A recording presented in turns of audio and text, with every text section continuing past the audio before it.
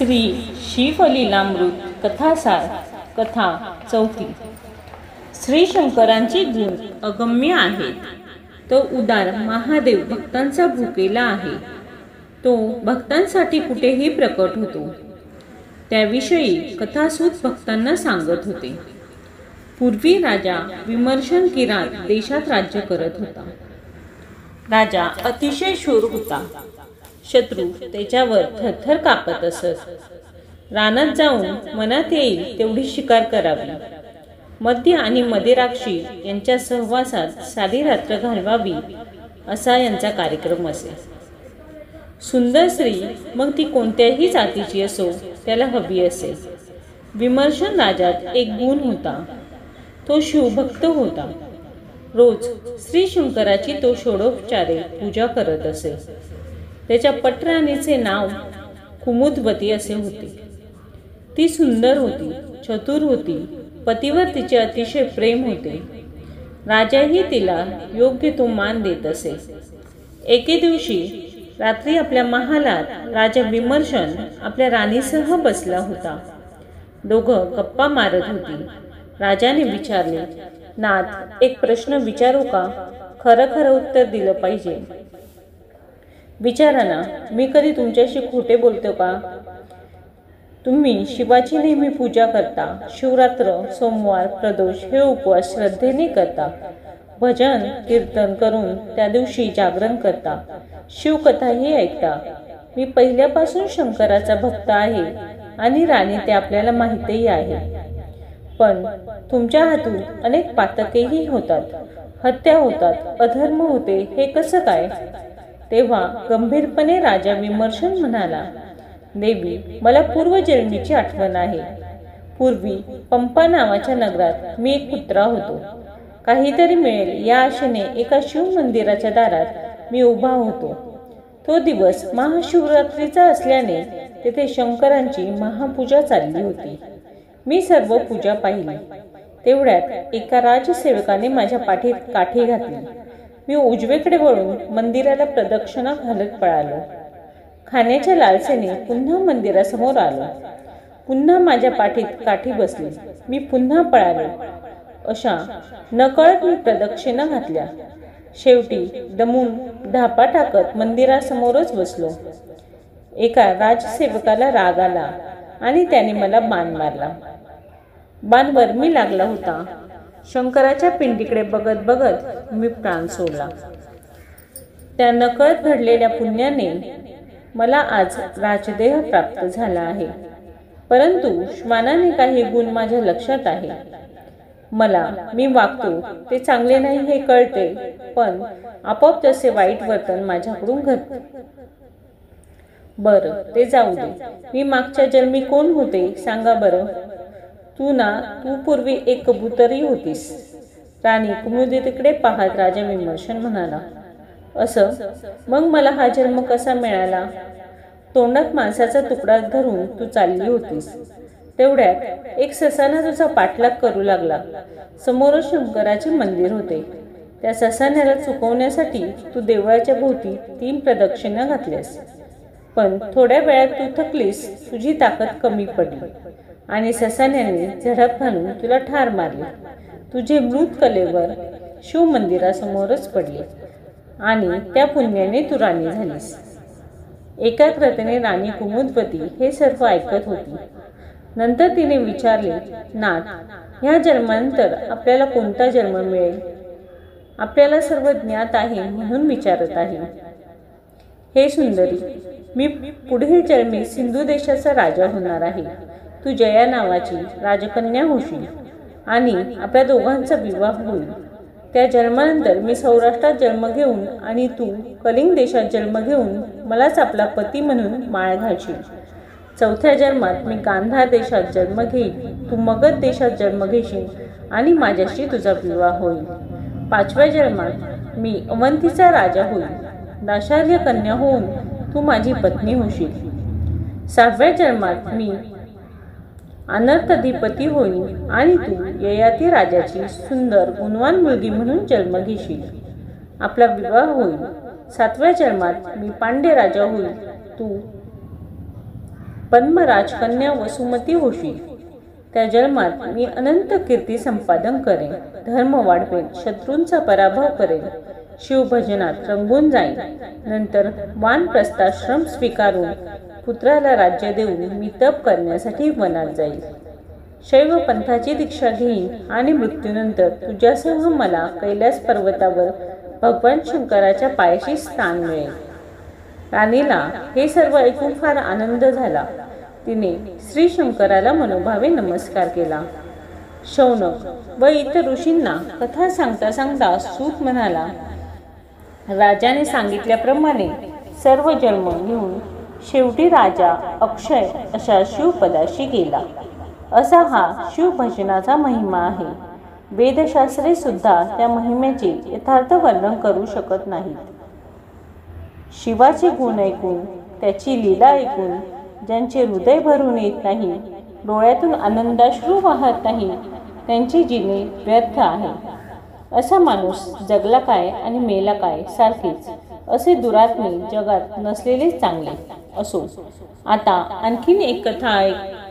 पूर्वी उज्जैनी येथे चंद्रसेन नावाचा राजा राज्य करत होता. 12 ज्योतिर्लिंगांपैकी उज्जैनला असलेल्या महाबळेश्वराची ती मनोभावे पूजा करत असे.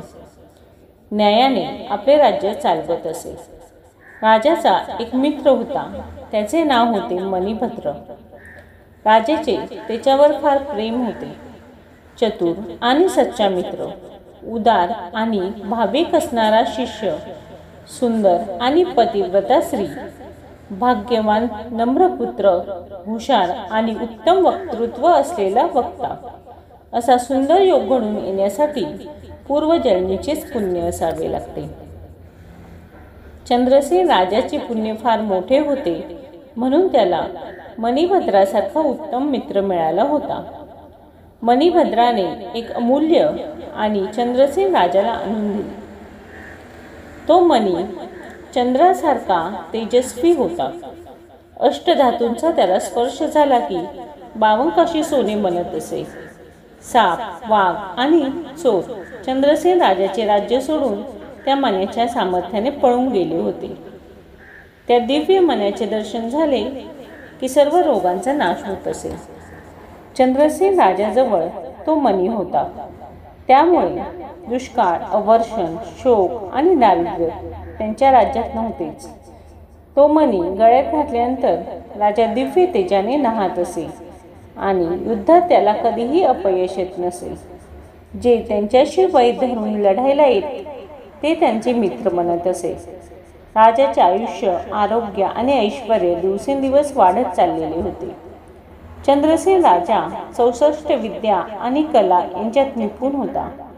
तो नेहमी शिवभजनात दंग झालेला असे. तो अतिशय चतुर होता. ऐश्वर्यात राहूनही कमलपत्राप्रमाणे अलिप्त होता. वैराग्य सरोवरातील तपस्व्याप्रमाणे त्याचे जीवन निर्मळ होते. तो ज्ञानी झाला होता आणि चंद्रसेन राजाचे हे वैभव पाहून पृथ्वीवरचे इतर राजे त्याचा द्वेष करत होते, त्याच्या भाग्याचा हेवा करत होते. तेव्हा त्या सर्व राजांनी आपला एक पक्ष निर्माण केला. सर्वांनी आपले सैन्य एकत्र केले आणि उज्जैन नगरला वेढा घातला. नंतर त्यांनी आपला एक दूत चंद्रसेन राजाकडे धाडला. विष्णूंच्या गळ्यात असणाऱ्या कौस्तुभ मण्याप्रमाणे तेजस्वी चंद्राप्रमाणे प्रकाश देणारा तो मणी आम्हाला दे. दूताने राजाला हा निरोप सांगितला. राजाला फार वाईट वाटले. अमूल्य वस्तूंचा संग्रह करणे म्हणजे अनर्थाला आमंत्रण दिल्यासारखे होते हे त्याला जाणवले. अतिरूप, अतिधन, अतिविद्या, अतिप्रीती, अतिभोग, अतिभूषण म्हणजे संकट येण्याची कारणे आहेत. राजा विचार करत होता, काय करावे. दूताने सांगितल्याप्रमाणे मणी देऊन टाकावा तर आपण आपल्या क्षत्रिय धर्माचे पालन केले नाही, युद्धाला घाबरलो असे होते.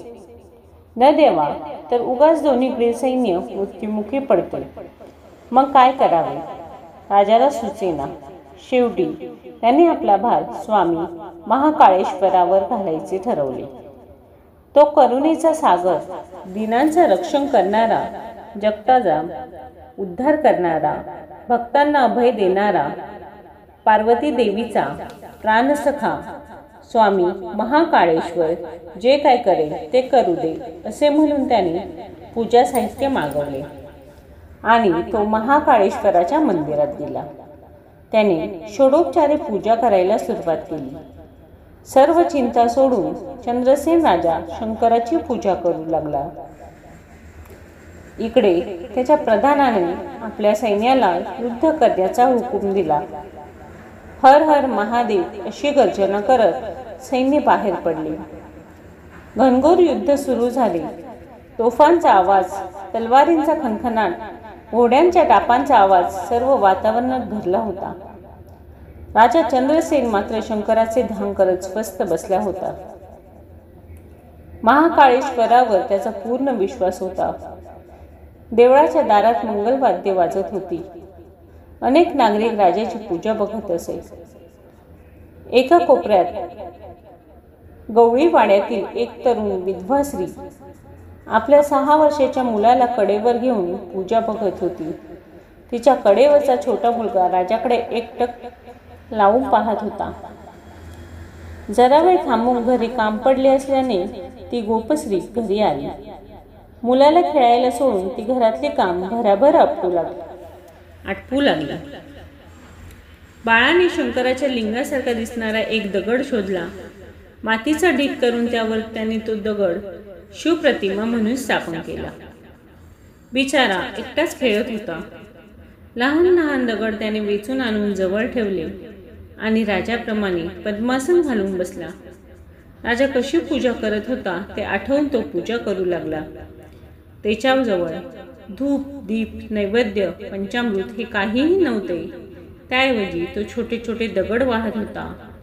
शेजारीच गावात उगवलेली रानटी फुले आणून त्यांनी त्या शंकरांना वाहिली.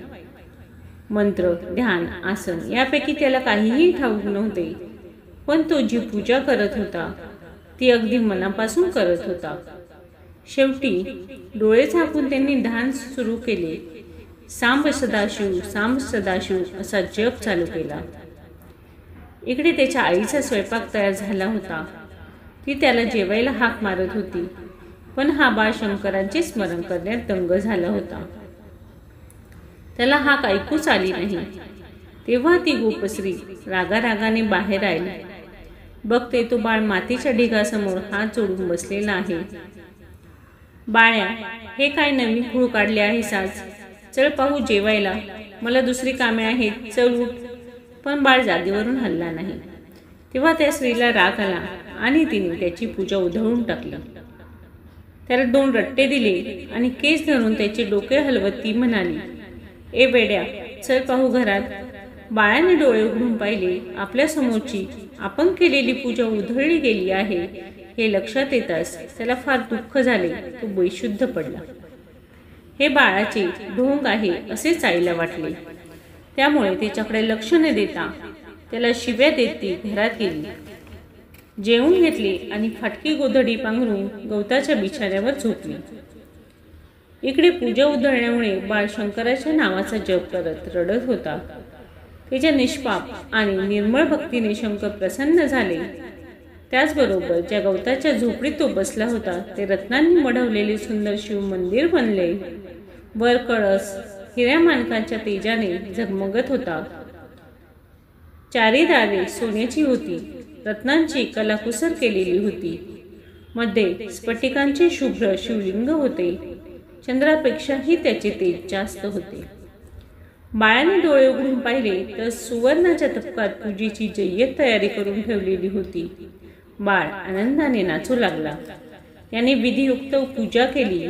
फुले वाहिली, बेल वाहिला आणि ओम नमः शिवाय म्हणत बाळ नृत्य करू लागला.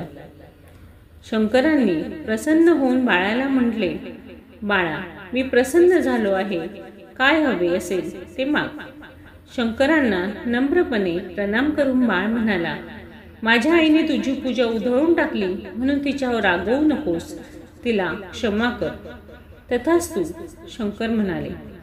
पण देवा, जरा थांब. मी आईला तुझ्या दर्शनाला घेऊन येतो, असे म्हणत बाळ आपल्या झोपडीकडे वळाला. पण आता घर त्याला ओळखू आले नाही.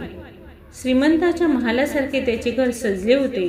एक सुंदर सुशोभित मंचकावर त्याची आई झोपली होती. बाळाने आईला उठवले. ती गोपश्री जागी होऊन पाहते तर होते राजमहल. तिने समोरच्या आरशात नजर टाकली. तिचे मूळ रूप जाऊन ती पद्मिनीसारखी सुंदर स्त्री बनली होती. अंगाखांद्यावर सुवर्णांचे रत्नांचे अलंकार झळकत होते. ती आश्चर्यचकित झाली होती. बाळाने आईचा हात धरला आणि तिला ओढत म्हणाला, आई, शंकराचे दर्शनाला चल ना ग. बाळाला उचलून हृदयाशी धरत ती गोपश्री बाहेर आली. तिने शंकराचे दर्शन घेतले आणि ही बातमी राजाला सांगण्यासाठी ती राजवाड्यात धावत गेली. तिची हकीकत ऐकून राजाही आश्चर्यचकित झाला. सगळीकडे ही बातमी वाऱ्यासारखी पसरली. नागरिकांची गर्दी बाळाला पाहायला जमू लागली. ही बातमी बाहेर लढणाऱ्या शत्रूंनाही कळाली. त्याचबरोबर त्यांनी ती हातातली शस्त्रे खाली ठेवली आणि निरोप पाठवला. ज्या गोप बाळाला कैलासनाथ शंकर प्रसन्न झाले आहेत, त्या बाळाला पाहायची आमची इच्छा आहे. आम्ही वैर सोडले आहे. आम्हाला मित्र म्हणून आपल्या नगरीत येऊ द्या. राजा चंद्रसेनाला हा निरोप समजला आणि स्वामी महाकाळेश्वराने आपले संकट निवारण केले आहे याची त्यांना जाणीव झाली. कैलासनाथाला प्रणाम करून राजा चंद्रसेन प्रधानाबरोबर सर्व राजांचे स्वागत करायला वेशी बाहेर आला. सर्वांचे कुशल विचारून सर्वांचा योग्य सन्मान करून मोठ्या आदराने त्यांच्यासह राजाने वाजत गाजत नगरीत प्रवेश केला. उज्जैनी नगरीचे वैभव आणि व्यवस्थितपणा पाहून आलेले राजे थक्क झाले. सर्वजण रत्नजडित शिव मंदिरासमोर आले आणि त्यांनी शिवाला साष्टांग नमस्कार घातला. त्या छोट्या बालकालाही सर्वांनी वंदन केले. शंकर प्रसन्न झाला म्हणजे गवताची झोपडी सुवर्णाचा महाल बनतो, शत्रू मित्र बनतो. घरातील दासदासी अष्टसिद्धी सारख्या न मागता हवी असेल ती गोष्ट आणून देतात. अंगणातले साधे वृक्ष कल्पतरू बनतात. मुका माणूस पंडित बनतो, पांगळा माणूस वाऱ्यासारखा धावतो, जन्मांध माणूस रत्नांची परीक्षा करतो, मूर्ख माणूस उत्तम वक्ता होतो, गरिबांच्या घरी भाग्यलक्ष्मी येते, प्रयत्न न करता चिंतामणी होतात, हातामध्ये येतो, त्रिभुवनात कीर्ती प्रसरते. राजे मांडलिक बनतात. जेथे जेथे खणाल तेथे तेथे धनांच्या राशी सापडतात. फारसा अभ्यास न करता वेदांचे सार लक्षात येते. असा हा शिव महिमा आहे.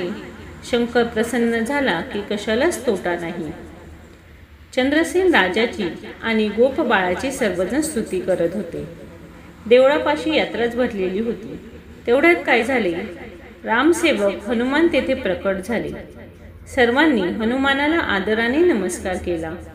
हनुमानाने त्या 6 वर्षाच्या गोपबाळाला हृदयाशी धरले. त्याच्या मस्तकावर आपला हात ठेवून आशीर्वाद दिला आणि शिवपंचाक्षर मंत्र सांगितला. प्रत्यक्ष शंकराने जणू काही गोपबाळाला मंत्र दिला. प्रदोष, सोमवार, शिवरात्र या व्रताची माहिती सांगितली. मारुतीच्या कृपेने तो 14 विद्यात आणि 64 कलात पारंगत बनला. मारुतीने त्याचे नाव श्रीकर असे ठेवले. सर्वांनी शंकराचा, मारुतीचा आणि श्रीकराचा जय जयकार केला. देवांनी वरून पुष्पवृष्टी केली. नंतर हनुमान श्रीकरला म्हणाले, तुझ्या 8व्या पिढीत राजा नंद जन्मेल आणि त्याचा पुत्र म्हणून श्री विष्णू कृष्ण रूपाने अवतार घेतील. त्या अवतारात ते शिशुपाल, कंस, कौरव वगैरे दुष्टांचा नाश करतील. सज्जनांच्या रक्षणाकरता भगवान नेहमीच अवतार घेत असतात, असे बोलून हनुमान गुप्त झाला.